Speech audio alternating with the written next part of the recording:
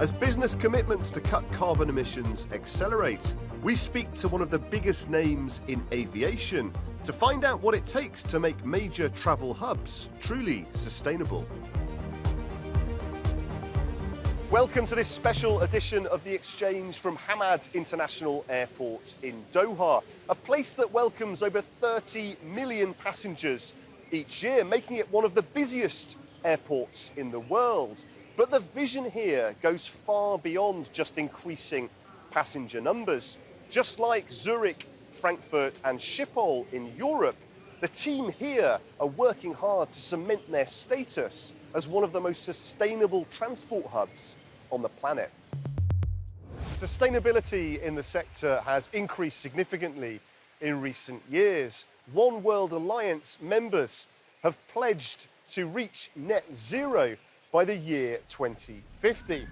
And all this sustainability should bring with it economic benefits too. A staggering $35 billion is predicted to be saved by the sector going green.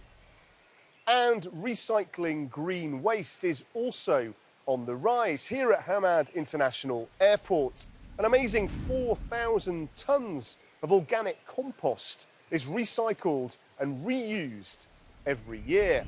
When it comes to sustainability in the sector then, it seems that these initiatives are really taking flight. And top bosses are taking this seriously. That's why I'm here at Hamad International Airport, where one of the leading figures in the industry has granted me an exclusive interview. Your Excellency, thanks so much for joining us on The Exchange. Now, you're one of the most recognisable leaders in the industry, and you yourself have been very supportive of sustainability, haven't you? And it's very obvious what you can do to an aircraft. You can build it in a more sustainable way, you can fuel it more sustainably.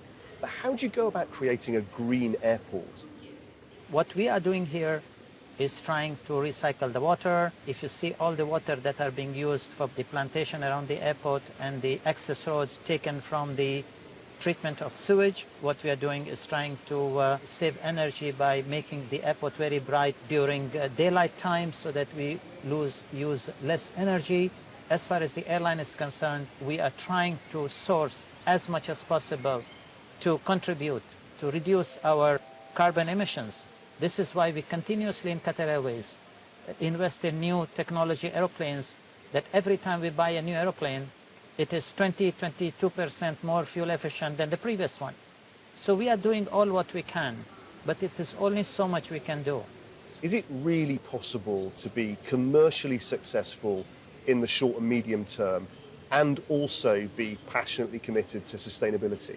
Of course, we want to protect our planet because this is the future of our children and our grandchildren.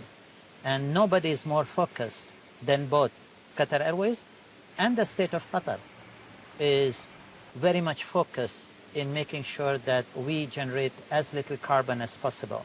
This is why Qatar Airways continuously invest in new technology. We were lucky enough to have you as our first ever guest on this show back in the summer of 2021. Since then, obviously, so much has happened. The industry has emerged from COVID. We've had the tremendous success of the World Cup. What's next? What are the key things that you're looking at on the horizon now? To be growing, sustainable, delivering the standard of service that we are so proud of. And of course, the airline and the airport is the flagship of my country. Thank you so much for joining us again on The Exchange. Thank you. But it's not just the inner workings of airports like this that's helping the sector to go green. Companies in Europe are providing components that's helping the industry to become more sustainable. Our reporter Jack Parrock investigates. Yeah, hi Guy, I'm here at Sonica. It's a company in southern Belgium. Here, their priority is greening their production lines. They make slats for the wings of aeroplanes, which are used in takeoff and landing. They're green in colour during production as standard, but Sonica says they're also totally in line with the aerospace industry's ambition to be green, aiming to be carbon neutral by 2050.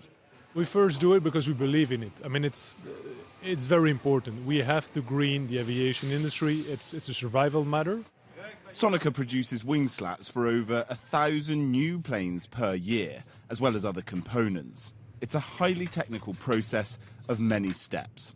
For them, going green starts with making planes fly more efficiently. Making them lighter, improving their aerodynamic performance so that we can reduce fuel consumption of aircraft. Sonica has also replaced older processes to move away from using harmful chemicals, and they're developing battery-powered systems and greener operations here on their production sites. They've invested more than 30 million euros in the past decade in sustainability projects. Compared to 2021, in 2022 we've reduced our CO2 emission by 15%.